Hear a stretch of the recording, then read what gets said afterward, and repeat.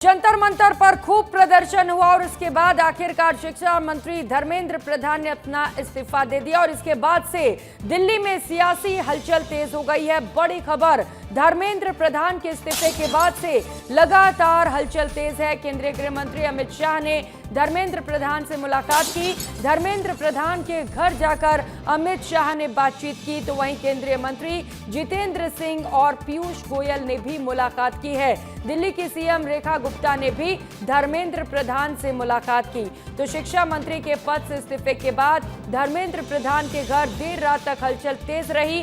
केंद्रीय गृह मंत्री अमित शाह खुद धर्मेंद्र प्रधान के आवास पर मिलने पहुंचे। उनके अलावा केंद्रीय मंत्री पीयूष गोयल, जितेंद्र सिंह और दिल्ली की मुख्यमंत्री रेखा गुप्ता ने भी धर्मेंद्र प्रधान से मुलाकात की।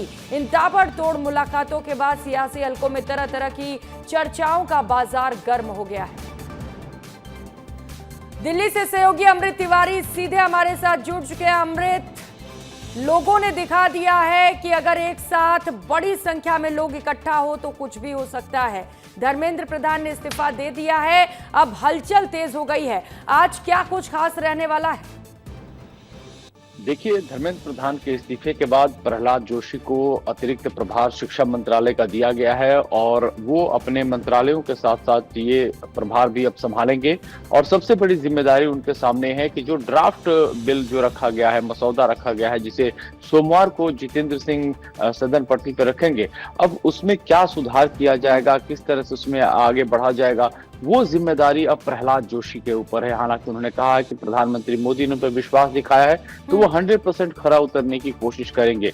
दूसरी तरफ धर्मेंद्र प्रधान के इस्तीफे के बाद बहुत सारे जो भारतीय जनता पार्टी के नेता हैं, जैसा कि आप बता रही थी गृह मंत्री अमित शाह भी, उनसे न सिर्फ मुलाकात की बल्कि सोशल मीडिया पे उनके लिए सराहना में बहुत सारे बड़े पद भी लिखे कि धर्मेंद्र प्रधान जो कि किस तरह से एक संघर्षशील नेता रहे। यानी कि भारतीय जनता पार्टी और उनके नेता कहीं से ये दर्शाना नहीं चाहते हैं कि सरकार में जो उनके मंत्री बैठे हुए धर्मेंद्र प्रधान, वो कहीं से भी किसी चूक के चलते उन्होंने इस्तीफा दिया है, बल्कि उनके ऐसे प्रोजेक्ट किया जा रहा है कि धर्मेंद्र प्रधान जो है वो देश हित में, जिस तरह से जंतर मंतर पे माहौल बन रहा था और उसका इस्तेमाल को विदेशी ताकत या फिर देश के जो छात्र हैं उनके भविष्य को लेकर के बहुत सारी चिंताएं थी, उसको लेकर के उन्होंने इस्तीफा दिया है। लेकिन आपको बता दें कि इस इस्तीफे के बाद से कहीं ना कहीं देश में और खासतौर पर विपक्ष के भीतर एक अलग सी ऊर्जा जागृत हुई है। अब देखना होगा सोमवार के दिन जब ये सदन पटल पे विधेयक रखा जाएगा, जो परीक्षाओं के कानून को मजबूत करने का है, जिसमें अपराध की जो है